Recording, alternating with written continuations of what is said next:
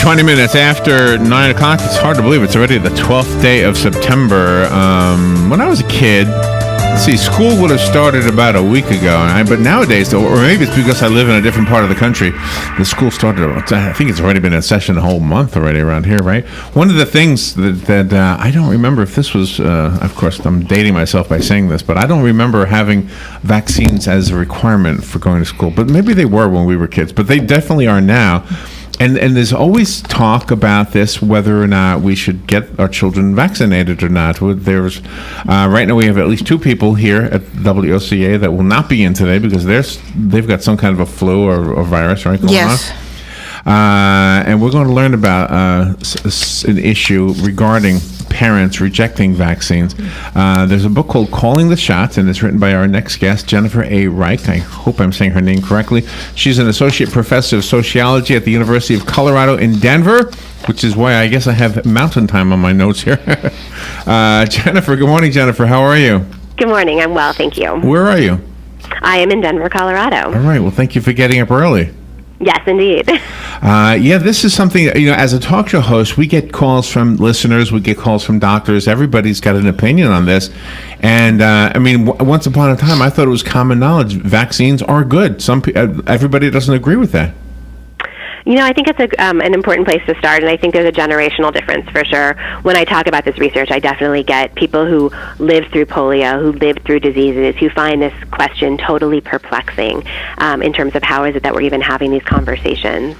And lots of folks point to the fact that we haven't seen many of these diseases, and so the insistence that we continue vaccinating against diseases that we may not have seen since, say, 1979, really makes parents question whether the vaccines are really necessary and if they're really safe. And that's, I think, definitely a current parent kind of question. And what are your thoughts on that? Do you think do you think they are safe? I think that there's lots of research and lots of regulations and lots of advisory boards that are making sure the vaccine stock in the U.S. is safe. I think one of the challenges we have in the U.S. is that we ask vaccines to be manufactured entirely by for-profit pharmaceutical companies, and many parents cite this as one of the reasons they feel concerned, that they can point to other examples where pharmaceutical companies have not done a great job looking out for the public well-being, and that they wonder what's happening with vaccine manufacturing that we may not know about. And they point to those kinds of questions more generally about how well can we trust the regulatory process.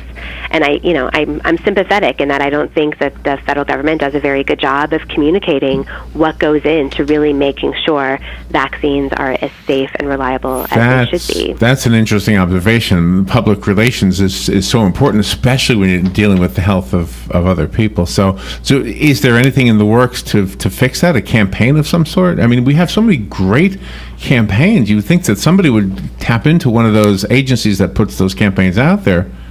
I think there's definitely efforts to try to figure out how to message to parents to make them feel more reassured, or alternatively to convince them that vaccine-preventable diseases are still a problem. They're still a thing that they should be concerned about.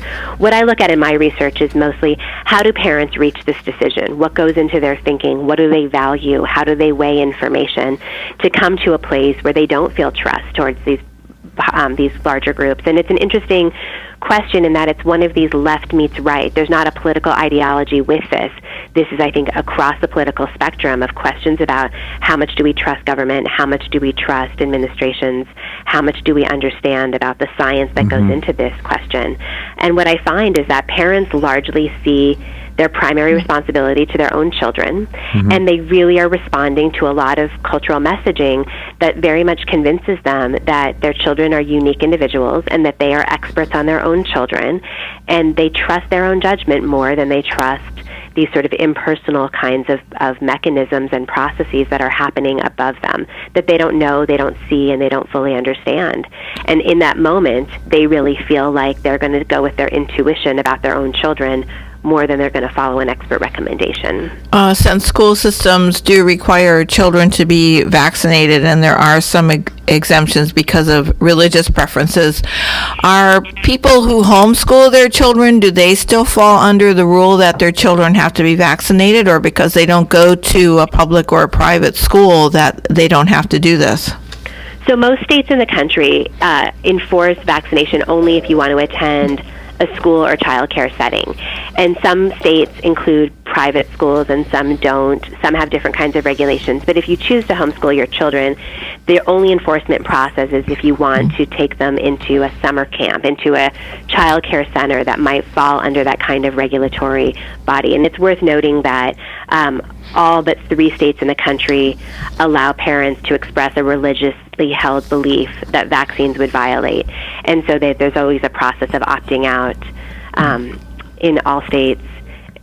So all states allow you to opt out for medical reasons, but then all but 3 states allow you to opt out for religious reasons, and about another 18 allow parents to opt out for personal or philosophically held beliefs.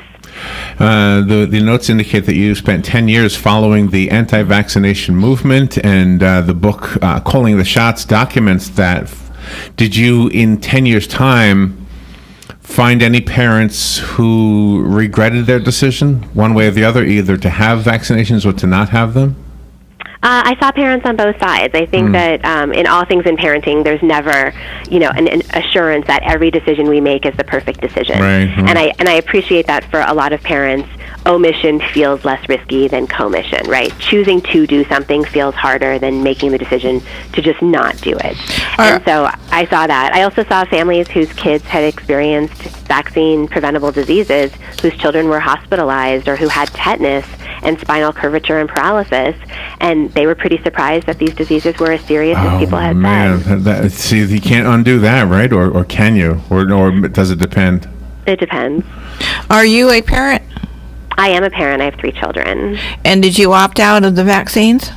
I fully vaccinated my own children, and part of the thinking on that, well, I should say up front is I don't dismiss parents who opt out of vaccines. I think they put a huge amount of time and energy into making what they see as the best choice for their children, and I think everyone wants their children to succeed. For my children, I looked at the data, I looked at the information, and I looked at the people in our community who probably can't be safely vaccinated, and I decided that my children could probably absorb whatever minute risk may exist to make sure that their immune-compromised grandfather or the child down the street who's undergoing chemotherapy or the others around them are protected, the newborn baby that we see often, and that's part of our responsibility as parents, too, is not just to our own children, but to make sure that everybody's children are safe and thriving. One of the thoughts that was expressed on this show by parents who have a child with autism is that it wasn't the shots per se that caused the autism, but rather the closeness between 3 different shots that they gave them at the same time. Yes. And I noticed in your notes you have something called Slovax. Is that a way to? I mean, I don't know what the real answer is to this, but does it alleviate the worry for somebody? I think the way that we're seeing this is that right now the federal advisory groups that are charged with making vaccine schedules, and I've interviewed many of their members, will explain that they look at 800 interactional effects. They try to identify which vaccines work best in combination, at which ages are they most important, and they build a schedule that then becomes recommended practice. And that's a highly bureaucratic scientific process that parents largely don't know anything about and I don't even know if they're that interested in it. But intuitively, when parents are looking at their child, they're looking at a newborn baby, they're looking at a 1-year-old, and they're saying this just seems like so much to give them, and we often hear too much too soon. So I think it really depends on what kinds of information you're drawing on. What researchers will say is that delaying vaccines leads to a longer period of time where children are unprotected and are vulnerable. Yeah. And from a parent's perspective, and like the parents you've spoken to, they really feel like, what if we give them more slowly and they can better handle it? And I'll say as many as 20 to 25% of American parents are making those choices right now. I think that would be what I would opt to do if I had to do it again. I can remember when my son, we came home from getting him the shot, and he was crying like I never heard him cry before. It was so bad, like something must have really hurt, and fortunately it went away, and now he's 30 years old and healthy and married and everything. But I remember at that time holding him, going, it's going to be okay, it's going to go back, whatever it is going to go away, and it did, but it made me question whether we made a mistake or not. Jennifer, absolutely. Thank you for covering this topic. This is such an important one. The book is called Calling the Shots. How do we get the book? You can buy it on Amazon or Barnes & Noble online. Both have it on demand. Most booksellers can get it, and so it's pretty easily available. All right. Again, thank you for covering this topic. Really important one. Calling the shots. Jennifer A. Reich. Thank you, Jennifer. We will be right back. Thanks.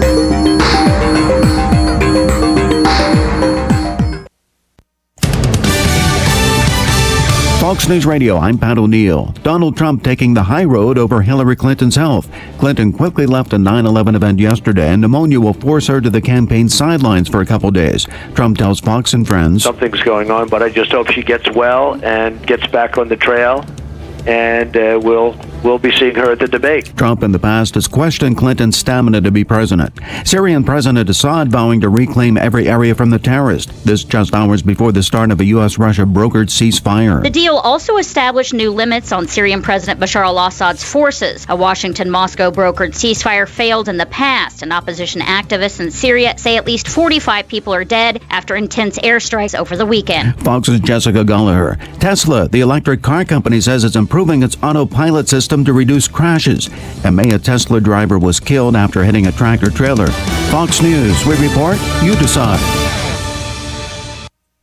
ADT presents What to Consider When Considering Home Security. An ADT sign is more than a sign. It's a line